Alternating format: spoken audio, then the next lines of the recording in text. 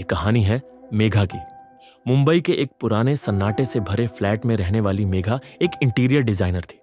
उसे पुरानी चीजें इकट्ठा करने का अजीब, लगभग जुनूनी शौक था। हर पुरानी चीज में उसे एक रहस्य, एक कहानी दिखाई देती थी। हर वीकेंड वो एंटिक मार्केट्स में घूमती और एक दिन कुछ ऐसा मिला जो उसे कभी नहीं मिलना चाहिए था। उस दिन वो अपनी दोस्त नेहा के साथ एक पुराने मार्केट में घूम रही थी। अचानक उसकी नजर एक जर्जर, धूल भरी दुकान पर पड़ी। दुकान के कोने में रखा था एक बड़ा सा आईना, इतना बड़ा कि उसमें पूरा अक्स समा जाए। जैसे ही मेघा की नजर उस आईने से टकराई, वो वहीं ठिठक गई। उस आईने में कुछ था, कुछ ऐसा जो उसे खींच रहा था। नेहा ने उसे टोका, मेघा, ये आईना ठीक नहीं लग रहा, इसे मत ले जाना। लेकिन मेघा को नेहा की आवाज सुनाई ही नहीं दी। उसकी नजरें, उसकी सोच, सब उस आईने में कैद हो चुकी थी।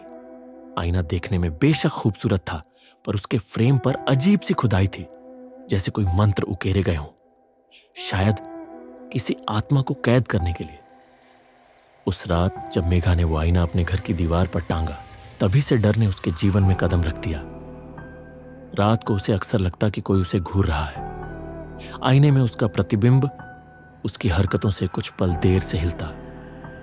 एक रात उसने देखा, आईने में उसकी परछाई मुस्कुरा रही थी, जबकि वो खुद बिल्कुल शांत खड़ी थी। डर के मारे उसने आईना उतारने की कोशिश की, लेकिन वो जैसे दीवार से चिपक गया था। फिर एक रात बिजली चली गई। अंधेरे में वो मोबाइल की टॉर्च लेकर वॉशरूम की ओर बढ़ी। तभी मेघा, उसने रुककर यहां वहां देखा। सन्नाटा। फिर वही आवाज, मुझे बाहर आना है। आईने में अब उसका चेहरा नहीं था, बल्कि एक दूसरी औरत का चेहरा, मेघा जैसा ही, मगर झुलसा हुआ चेहरा, काली आंखें, फटे होंठ। मेघा जोर से चिल्लाई और वहीं बेहोश होकर गिर पड़ी। अगली सुबह जब वो नींद से उठी तो पिछली रात जो कुछ हुआ था सब भूल चुकी थी। उसके बाद उसकी हरकतें अजीब हो गईं। सुबह उठते ही वो बिस्तर पर नहीं, फर्श पर मिलती। फ्रिज से चीजें अपने आप गिर जाती। दीवारों पर किसी के नाखूनों के गहरे निशान उभर आते। एक रात जब वो आईने के सामने खड़ी हुई, आईने में उसके रिफ्लेक्शन ने कहा, अब तू अंदर और मैं बाहर।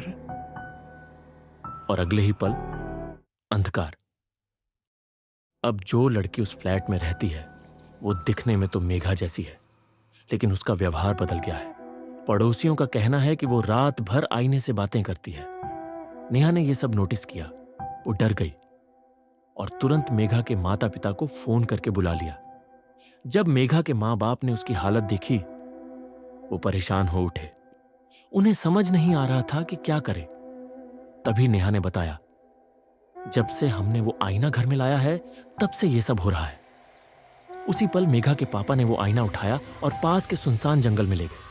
उन्होंने उस पर केरोसिन डाला और आग लगा दी। आईना जलने लगा, लेकिन उसी पल मेघा का शरीर तड़पने लगा। वो जोर जोर से चिल्ला रही थी। कुछ ही देर में मेघा बेहोश हो गई। उसे तुरंत अस्पताल ले जाया गया। कुछ दिनों बाद मेघा ठीक हो गई, सामान्य, शांत, और शायद अब वो ही असली मेघा है, या शायद नहीं। आईना जल गया, लेकिन क्या उस आईने में जो था वो भी जल गया, या फिर अब वो कहीं और झांक रहा है, किसी और को देख रहा है? अगला कौन? तो दोस्तों, ये थी आज की कहानी। क्या आपको भी कभी ऐसा कोई डरावना अनुभव हुआ है? तो कमेंट में जरूर बताइए। और अगर कहानी पसंद आई हो तो चैनल को सब्सक्राइब करना मत भूलिए। अगली बार फिर मिलेंगे एक और डरावनी दास्तान के साथ। तब तक के लिए शुभ रात्रि।